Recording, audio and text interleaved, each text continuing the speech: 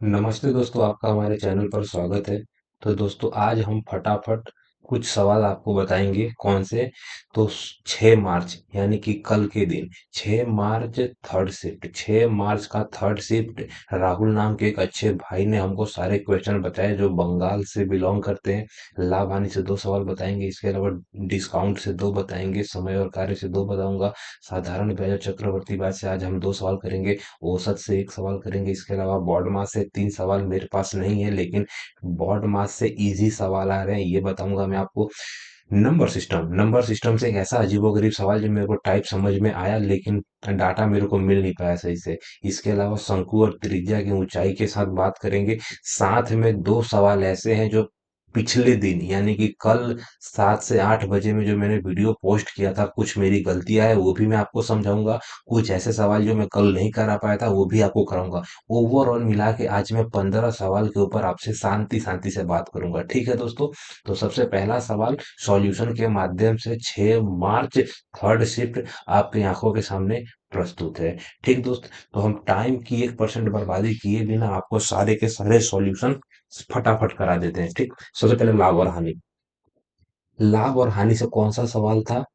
तो लाभ और हानि से सवाल था हमारा, लाभ और हानि से पहला सवाल कि किसी वस्तु को मेरे को दे रखा था नहीं कि 540 में खरीदा जाता है और 300 में बेच दिया जाता है, तो वस्तु पर हुई लाभ हानि। जो मेरा दोस्त है राहुल ने क्लियर बोला था कि सर बोल रहा है मेरे को, लेकिन है भाई जैसा, वो बोल रहा था कि हानि क्लियर मेंशन थी, लेकिन फिर भी मैंने लाभ को इसीलिए मेंशन किया है कि भाई आपको लाभ और हानि पता होनी चाहिए कि 450 के सामान को अगर आप 300 में बेचोगे तो आपको क्या हो जाएगा, हमेशा हानि ही होगी। लेकिन हानि कितने परसेंट की होगी ये मायने रखता है। तो हानि होगी किसके ऊपर? कभी भी हानि निकालना हो या लाभ निकालना हो, किस पे निकालते हैं? सीपी। तो सीपी हमारा कितना दिया है? क्योंकि हमने इस पे खरीदा है ना, तो ये हमारा सीपी हो जाएगा। तो 450 के सामान को अगर 300 में बेचोगे तो आपको 150 रुपए का नुकसान होगा। गुणा आप 100 कर दोगे तो आपका परसेंटेज निकलेगा। 150 से कितने से कट जाएगा? ये 3 से कट जाएगा। 1/3 अथवा 100/3 को मैं क्या लिख सकता हूँ? 33.3%।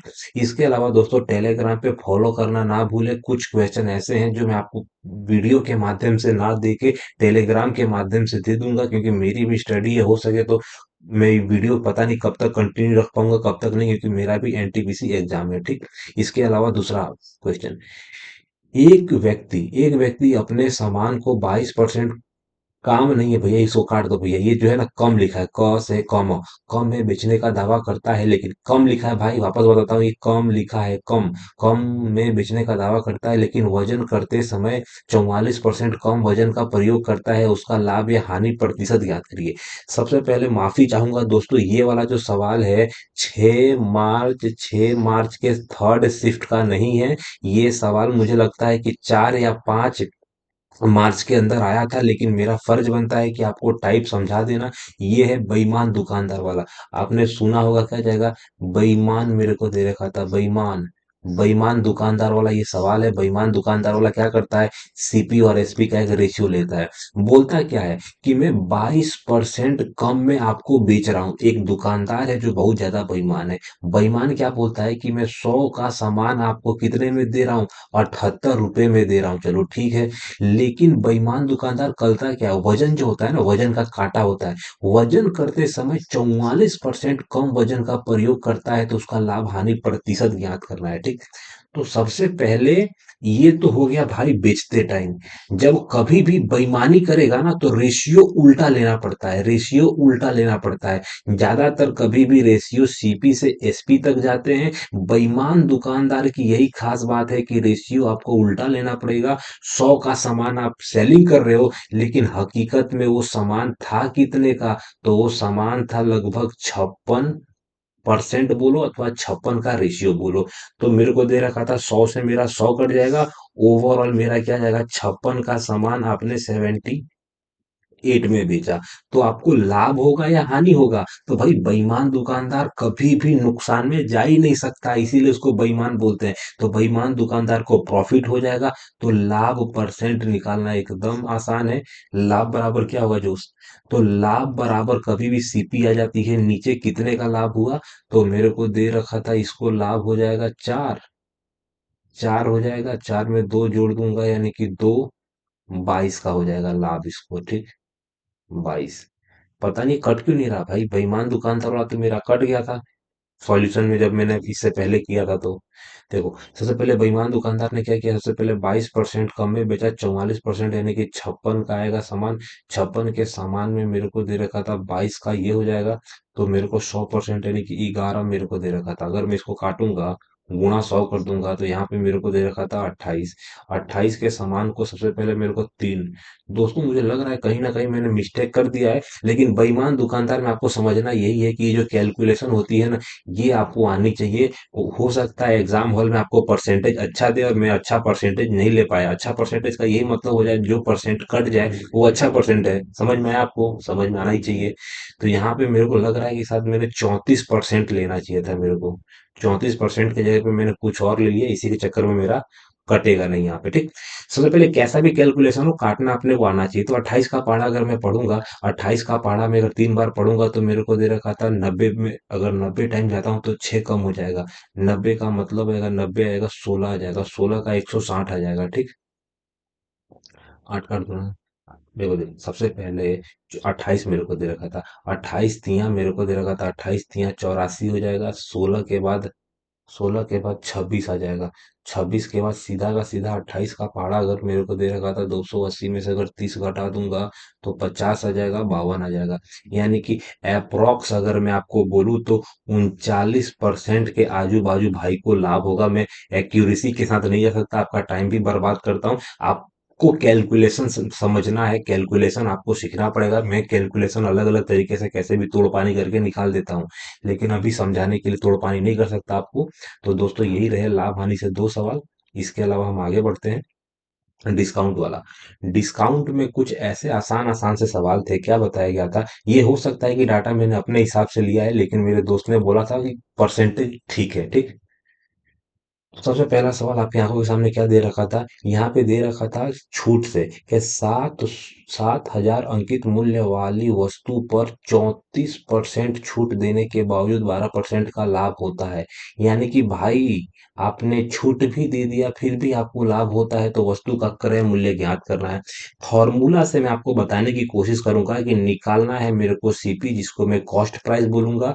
मार्क प्राइस से रेशियो निकालते हैं तो एक फॉर्मूला जनरेट होता है, क्या? 100 - डिस्काउंट परसेंट।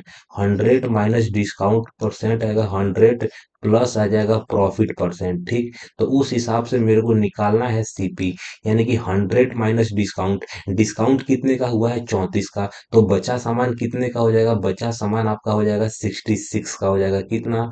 66 का हो जाएगा। ये भी पता नहीं मैंने गड़बड़ किया है कहीं ना कहीं। मेरे को लग रहा है जितने भी डाटा लिए हैं ना मैंने, गड़बड़ गड़बड़ डाटा ले लिया है आज। 100 - डिस्काउंट के हिसाब से क्या आ जाएगा? 100 - डिस्काउंट के हिसाब से आ जाएगा 66। और 66 में मेरे को करना क्या है, 7 मेरे को दे रखा था। 7, 7,000 का मल्टीप्लाई करूंगा, और 100 प्लस डी का मतलब क्या हो जाता है? 112% आ जाएगा। क्या आ जाएगा? 112% आ जाएगा। दोस्तों मुझे लग रहा है ना ये 36% था मेरे को। एक काम करो, माफ कर दो मुझे, 36 लिख दो, क्योंकि काटने में आसानी होगी, तो मजा भी आएगा सवाल को करने में। अपने हिसाब से मैं इसलिए ले रहा हूँ क्योंकि मुझे पता भी नहीं है ना डाटा क्या है यार। तो ये 64 मान लेता हूँ, इसको मैं 36 मान लिया, ठीक। इसको मैंने क्या कर लिया? 36 मान लिया। और ये कितना ले लिया? 64 ले लिया। अब इसको काटने में आसानी होगी, 7 का पहाड़ा कितनी बार पड़ेगा? तो 7 एकम 7 आएगा, 7 छक 42 आएगा। 16 का पहाड़ा 4 बार पढ़ूंगा तो कितना जाएगा? 64 आएगा। जो हमारा सीपी हम खोज रहे हैं कितना आ जाएगा? 4,000 रुपया आ जाएगा। तो दोस्तों मुझे लग रहा है कि डाटा ऊपर नीचे हो सकता है ना दोस्त। डाटा मैं अपने हिसाब से ले रहा हूँ क्योंकि डाटा किसी को याद नहीं है, मैं आपको टाइप समझाने की कोशिश कर रहा हूँ, ठीक। चौथा सवाल। चौथे सवाल में मेरे को क्या दे रखा था कि 12% 12% और 5% का एकल छूट आ जाएगा, 10% और 12% का एकल छूट आएगा, 8% और 15% का अकाल नहीं रे भैया, अकाल गलत है भैया, एकल लिखा है इधर, एकल छूट। एकल छूट तो 22% की छूट में सबसे ज्यादा छूट किस में मिलेगा, ठीक।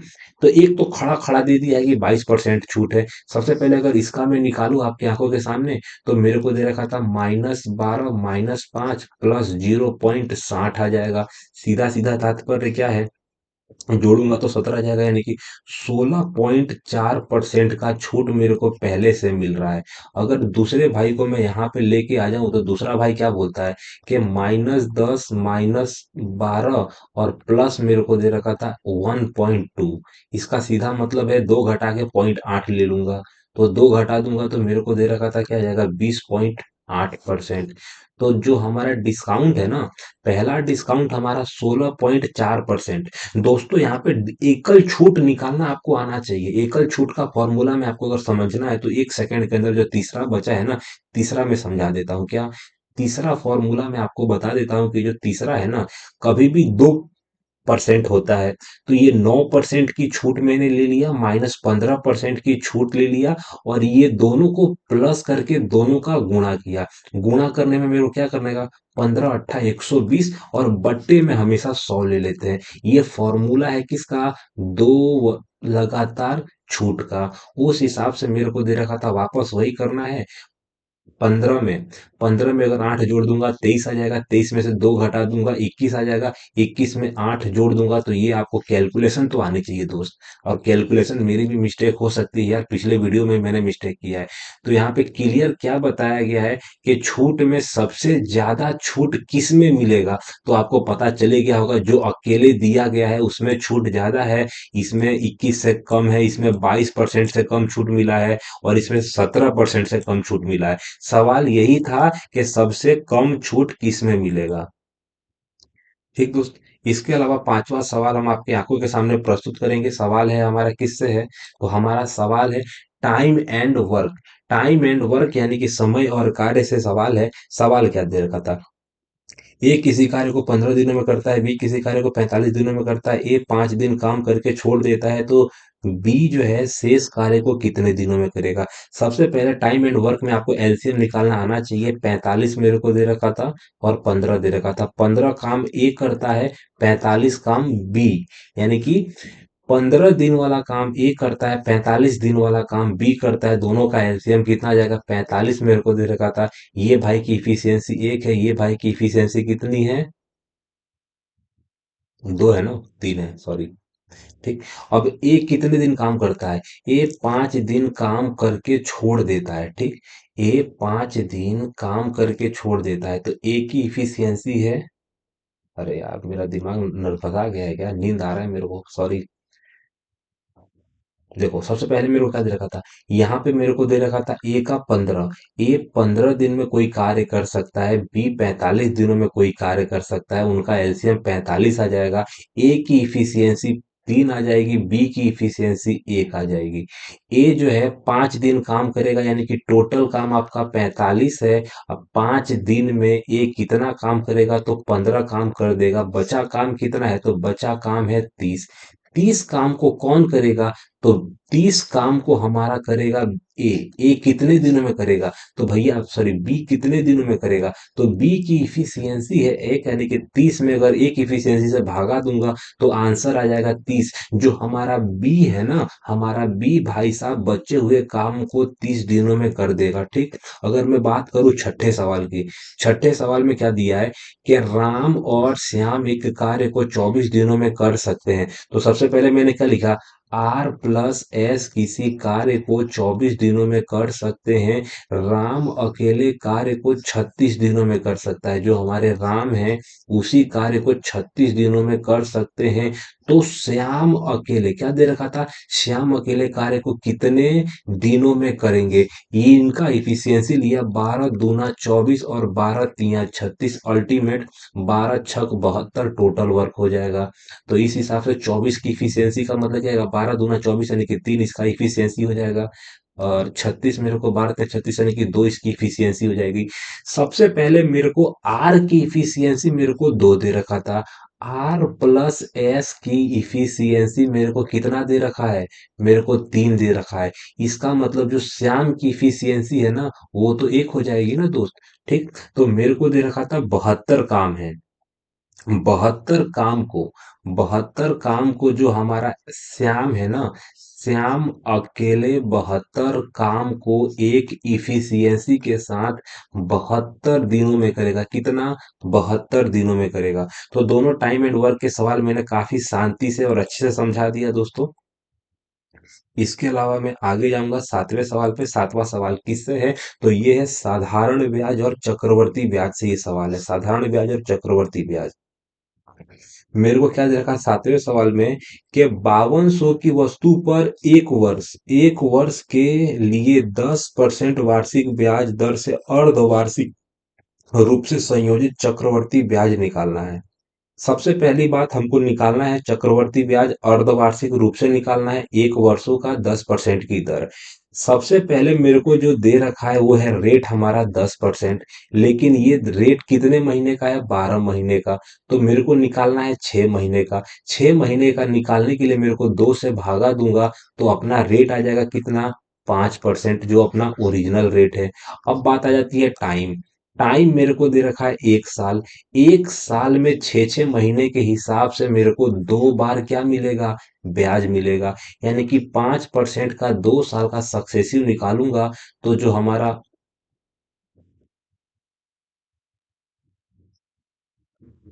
जो हमारा कंपाउंड इंटरेस्ट आ जाएगा, जो हमारा 2 साल का कंपाउंड इंटरेस्ट आ जाएगा, कितना आ जाएगा? तो 5 दूना 10.25% आ जाएगा। ठीक, ये मेरा परसेंटेज आ जाएगा। अब मेरे को वैल्यू निकालनी है किसका? CI2 का। CI2 का वैल्यू निकालना एकदम आसान है कि 5200 रुपये का 10.25%, 10.25% डिवाइडेड 100। ठीक, तो सबसे पहली बात, इसको काटना इतना आसान कर दूंगा। 2 मिनट रुक जाइए, मैं कलर चेंज कर दूंगा तो आपको भी समझने में काफी मजा आ जाएगा दोस्तों। ठीक, देखो दोस्तों, तो सबसे पहले मैंने क्या किया, कलर चेंज कर दिया। मेरे को निकालना है 2 साल का क्या जाएगा? Compound interest. तो कंपाउंड इंटरेस्ट निकालना कोई बड़ी बात नहीं है। क्या? कंपाउंड इंटरेस्ट निकालना कोई बड़ी बात नहीं है। तो सबसे पहले मेरे को यहाँ पे जो डॉट है ना, ये डॉट को लूंगा और ये दोनों जीरो को काट दूंगा। यहाँ पे मेरे को दे रखा था 25 से कटेगा। 25 चौका क्या होता है? तो 25 चौका 100 होता है, और 25 चौका 100 के बाद 2 बचेगा, 2 में हाथ से ले लूंगा तो 25 से कम 25 बचेगा। और 25 का पारा यहाँ पे काटूंगा तो यहाँ पे 4 से कटेगा। 4 से काटूंगा तो ऊपर 13 आ जाएगा। तो जो आपका 2 साल का कंपाउंड इंटरेस्ट है, 13 एकम 13, हाथ से लगो एक 13, 52 और 53, यानी कि 533 रुपया आपका क्या हो जाएगा? चक्रवर्ती ब्याज। ठीक, और एक और बात, ये वाला जो सवाल है दोस्त, सच में बोल रहा हूं, आपसे मजाक क्यों करूंगा, कि 6 मार्च थर्ड शिफ्ट का सवाल नहीं है। लेकिन 5 मार्च या 4 मार्च के अंदर ये सवाल आया हुआ था। सवाल क्या था? किस्त वाला था। मेरे को एक अलग दोस्त के माध्यम से मालूम पड़ा, तो मेरा फर्ज बनता है कि आपको किस्त वाले सवाल के टाइप समझाना। सबसे पहली बात, किस्त वाले सवाल को मैं कैसे पढ़ूंगा? तो रुपया 840 की राशि 10% वार्षिक चक्रवर्ती ब्याज की दर पर उधार ली जाती है, और दो मेरे को समान वार्षिक किस्तों में वापस किया जाता है। प्रत्येक किस्त की राशि बताइए। कभी भी किस्त जो होती है वो समान भी हो सकती है, अलग भी हो सकती है। यहाँ पे है समान। सबसे पहले रेट। रेट परसेंटेज को बोलूंगा तो 10% का फ्रैक्शन वैल्यू सबको पता होगा, क्या जाएगा? एक 10 का समान 1। ठीक, अब इसमें करना क्या है, मेरे को रेशियो लेना पड़ता है। किसका? प्रिंसिपल। प्रिंसिपल से अमाउंट का रेशियो लेना पड़ता है। प्रिंसिपल से अमाउंट का मेरे को रेशियो लेना पड़ता है। क्या? तो 10 के सामान को अगर 1 में बेचा, तो यहाँ पे मैंने 10 का सामान लिया, 10 के सामान में 1 का ब्याज यानी कि 11 में बेचा। अगर 2 साल का है तो मेरे को दे रखा था स्क्वायर करना पड़ेगा। 2 साल का था तो मेरे को स्क्वायर करना पड़ा। 3 साल का होगा तो मेरे को क्यूब करना पड़ा। यहाँ पे मेरे को क्या दे रखा था? 121। तो एक हिसाब से ये अमाउंट जो है वो बराबर होना चाहिए था।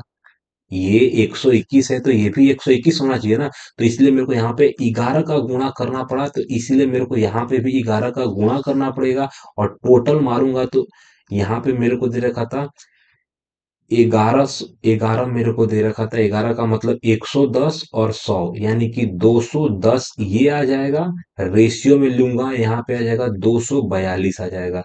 इसका सीधा सीधा मतलब है कि ये आपका मूलधन है, ये आपका मिश्र धन है। क्या है? मिश्र धन। ये आपका मिश्र धन है। और ये दोनों के जो बीच का अंतर है ना 32, वो आपका ब्याज है। लेकिन हकीकत में सवाल में पूछा क्या गया है, ये मायने रखता है। तो मैं आपको बता देना चाहता हूं कि सवाल में हमसे प्रत्येक किस्त पूछा है। ठीक। तो हकीकत में सवाल में मेरे को दे रखा है क्या, सवाल कहाँ गया, सवाल में मेरे को क्लियर मेंशन किया गया है 840 की राशि। तो जो आपका मूलधन है ना, मूलधन की वैल्यू मेरे को दिया गया है कितना, 840 आएगा। मूलधन की वैल्यू मेरे को दे रखा था 840। कितने गुना है, तो ये है 4 गुना। दिमाग में रखना कि ये 4 गुना है। तो जो भी आपका, ये भी 1 साल का क्या है, किस्त, ये भी 1 साल का किस्त है। और दोनों किस्त में से किसी भी एक किस्त को आप अगर आप 4 से गुणा कर दोगे तो 484 प्रत्येक किस्त आ जाएगी।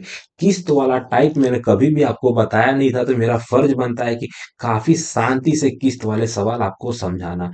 ठीक दोस्तों, तो समय की बर्बादी नहीं करूंगा। अब हमारा क्लास जो है खत्म होने वाला है। 2-3 सवाल और बताऊंगा और उसके अलावा जो पुराना पीडीएफ है ना वो समझाऊंगा आपको। सबसे बड़ी बात कि यहाँ पे एक सवाल है, ये चल क्यों नहीं रहा, 2 मिनट रुक जाइए दोस्तों।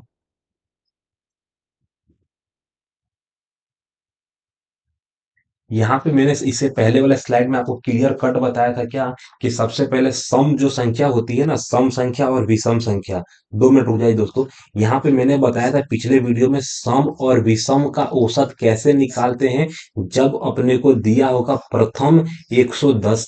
यहाँ पे जो सवाल है यहाँ पे क्लियर मेंशन है कि प्रथम 110 प्राकृतिक संख्याओं का औसत बताइए। फॉर्मूला आएगा n+1/2।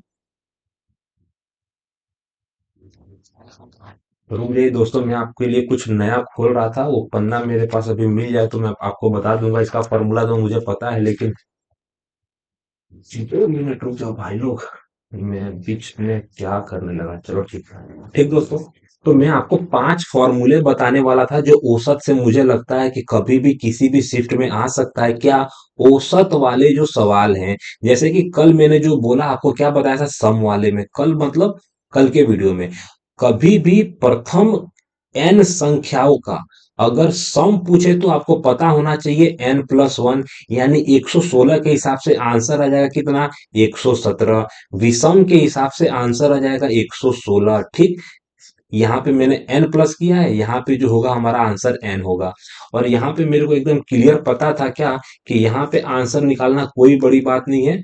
भाई क्या हो गया, यहाँ पे आंसर आएगा n+1/2। n+1/2 का मतलब क्या हो जाता है, 117/2 का मतलब हो जाता है, यानी कि 58.5 आ जाएगा, जो हमारा एवरेज हो जाएगा। ये एक सवाल, 2 सवाल, 3 सवाल। आने वाले शिफ्ट में जो सवाल आ सकते हैं मैं आपको बताता हूं, कि प्रथम एन मेरे को दे रखा था, आप समझ जाइएगा, थोड़ा राइटिंग खराब है मेरा, कि प्रथम एन मेरे को दे रखा था, एन प्रथम एन मेरे को दे रखा था, प्रथम एन संख्याओं के वर्गों का जो योग आता है ना, वर्ग वाला प्रथम एन संख्याओं का, के प्रथम एन क्रमागत प्राकृतिक संख्याओं के वर्गों का औसत और घन का औसत। यहाँ पे वर्गों का औसत मेरे को दे रखा था, वर्गों का औसत और घन का औसत। ये आपको आना चाहिए, आने वाली एग्जाम में आने की पूरी संभावना है। फॉर्मूला मैं आपको लिख के बता देता हूं, n+1 और 2n+1 आ जाएगा। ये फॉर्मूला मैं आपको बताना चाहता था, इसीलिए मेरे को बुक खोलनी पड़ी, बट्टे 6। इसके अलावा प्रथम एन घन संख्याओं का जो औसत है ना, वो फॉर्मूला है n आ जाएगा n+1 की पावर 2/4। ये क्या बोलते हैं अपने, गगन प्रताप सर की जो बुक है ना, उसका पेज नंबर 135 में एक क्लियर 5 के 5 फॉर्मूले मेंशन है। कभी भी किसी भी शिफ्ट में आ सकता है कि प्रथम एन प्राकृतिक संख्या के वर्गों का औसत, प्रथम एन प्राकृतिक संख्या के घन का औसत। तो यहाँ पे आपको क्लियर मेंशन दिख रहा होगा कि प्रथम एन प्राकृतिक संख्या के वर्गों का औसत आएगा n+1, 2n+1/6। प्रथम एन प्राकृतिक संख्याओं के घन का औसत आएगा n+1 का स्क्वायर बट्टे 4। ठीक दोस्तों, इसके अलावा प्राकृतिक संख्या का फॉर्मूला तो एकदम आसान है, जो कल के शिफ्ट के मतलब 6 मार्च के थर्ड शिफ्ट में पूछा था, n+1/2। ठीक दोस्त, तो यही सब कार्यक्रम था आज हमारा। इसके अलावा मैं बाकी की स्लाइड में आपको एक दो सवाल और बता देता हूँ। यहाँ पे बॉड मास में दोस्तों पिछला जो सवाल था ना, एक सवाल मैं आपको बताना रह गया था बॉड मास अथवा सरलीकरण का। मैं आपको वो सवाल बता दूंगा। टाइम की बर्बादी तो पता नहीं कितना टाइम हो गया। ठीक, सबसे पहले बॉड मास में एक ही नियम है, आपको पता होना चाहिए। सबसे पहले ब्रैकेट को निपटाते हैं। ब्रैकेट में तीन चार टाइप के ब्रैकेट होते हैं। अगर रेखा को ले लूंगा तो चार टाइप के कोष्टक होते हैं, जिसको हम ब्रैकेट बोलते हैं। ओ का मतलब ऑफ हिंदी में हम का बोलते हैं, डिवाइड बोलते हैं, मल्टीप्लाई बोलते हैं, एडिशन सब्ट्रैक्शन बोलते हैं। ठीक, एक सवाल था जो सिंप्लीफिकेशन का था। ना ना, ये वाला तो कर दिया था ना मैंने। हाँ ठीक ठीक, ये वाला तो आपको मैंने बता दिया था। ठीक, एक सवाल था जो मैं आपको शांति से लिखने की कोशिश करूंगा। सवाल क्या था, यहां से चालू करूंगा तो लिख लूंगा अच्छे से। ठीक, ये सिंप्लीफिकेशन का था दोस्त। किसका? सिम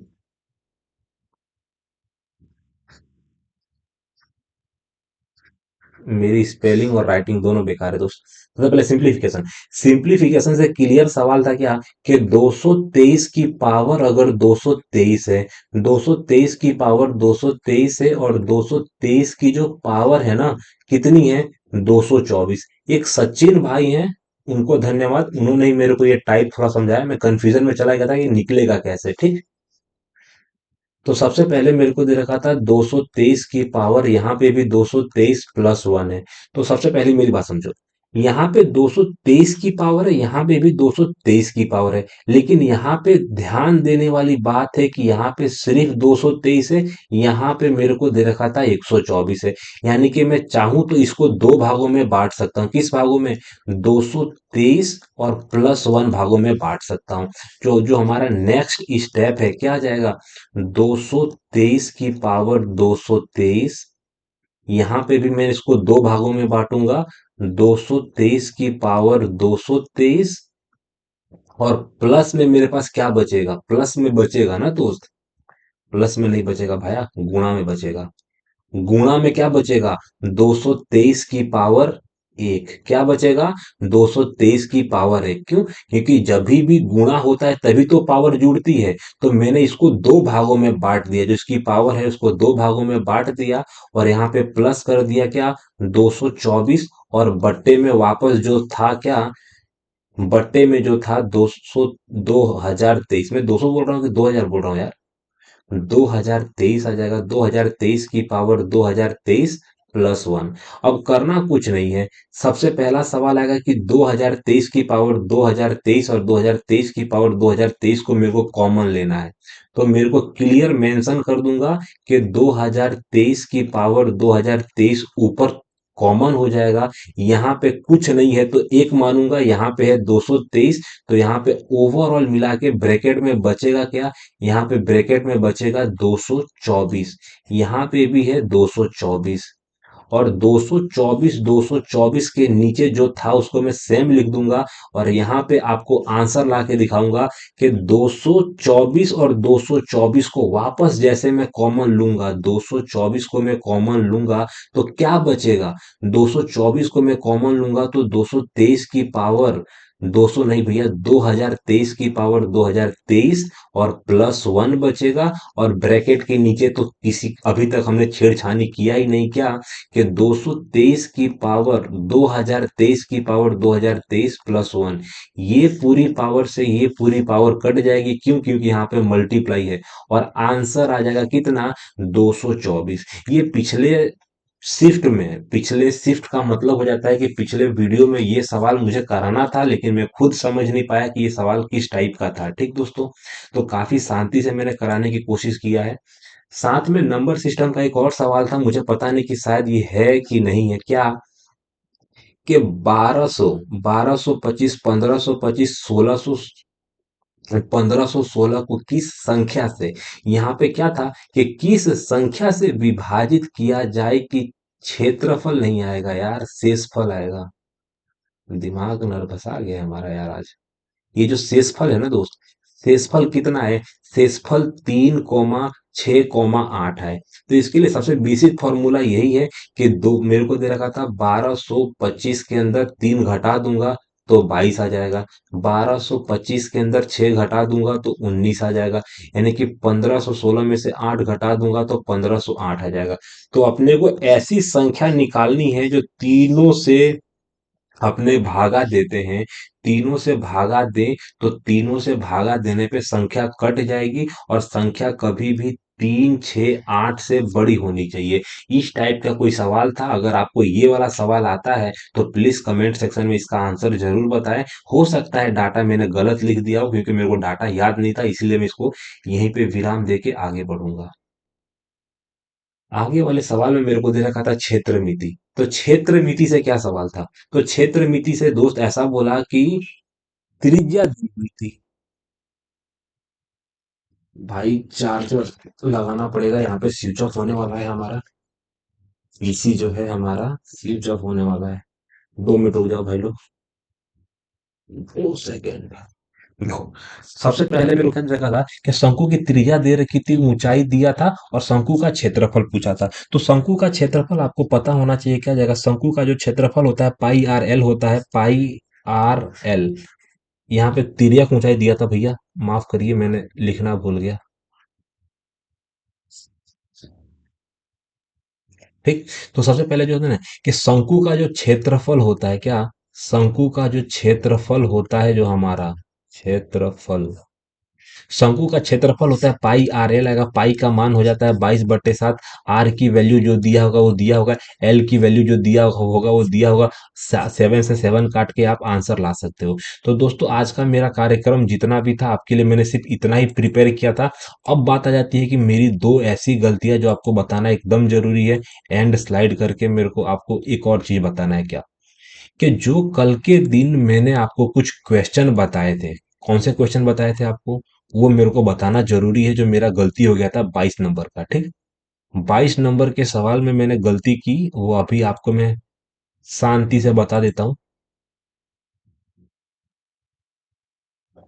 तो 22 नंबर के जो सवाल था ना दोस्त, 22 नंबर के सवाल में मेरे से गलती हो गई थी। मैं आपको बता देता हूँ। देखो सबसे पहले यहाँ पे मेरी गलती कल क्या थी।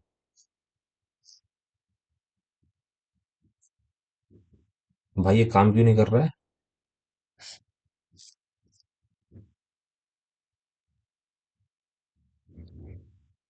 ठीक दोस्त।